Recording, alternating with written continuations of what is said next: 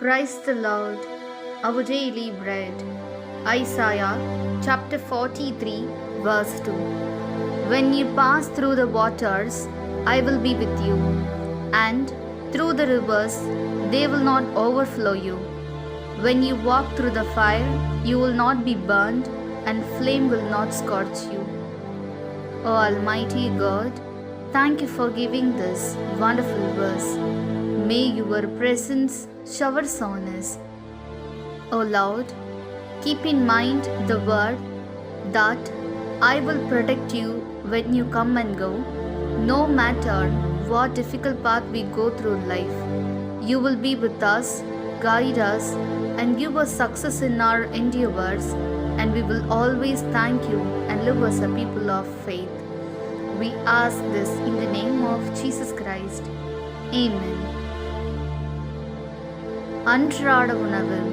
எசாயா அதிகாரம் 43 இறை வார்த்தை 2. நீர்நிலைகள் வழியாக நீ செல்லும்போது நான் உன்னோடு இருப்பேன். ஆறுகளை கடந்து போகும்போது அவை உன்னை மூழ்கடிக்க மாட்டா. தீயில் நடந்தாலும் சுட்டெரிக்கப்பட மாட்டாய். நெருப்பு உன்மேல் பற்றி எரியாது. அன்பின் தகப்பனே, இன்றைய நாளிலே இந்த இறை மன்னாவை கொடுத்ததற்காக நன்றி ஆண்டவரே. இறைவா, நீ போகும்போதும் வரும்போதும் என் சமூகம் உன்னை காக்கும் என்ற வார்த்தையை மனதில் இருத்தி, நாங்கள் வாழ்வில் எவ்வகை கடினமான பாதையில் சென்றாலும் நீர் எங்களோடு இருந்து எங்களை வழிநடத்தி, நாங்கள் எடுக்கும் முயற்சிகளில் வெற்றியை அளித்து, நாங்கள் எப்போதும் உமக்கு நன்றி செலுத்தி விசுவாசமுள்ள மக்களாக வாழ வரமரலும். ஆமீன்.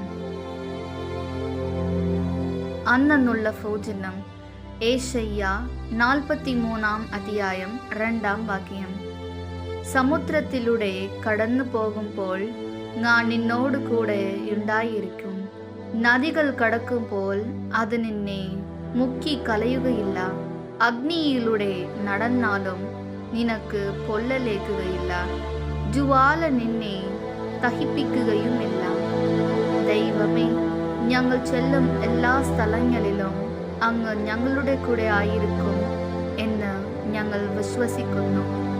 ഞങ്ങളുടെ എല്ലാ ജീവിത പ്രശ്നങ്ങളിലും ദൈവമേ അങ്ങ് കൂടെ ആയിരുന്നു ഞങ്ങൾക്ക് ശക്തി നൽകുന്നതിനെ ഓർത്ത് അങ്ങേക്ക് നന്ദി അർപ്പിക്കുന്നു.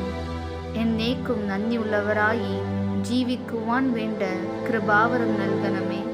ആമേൻ.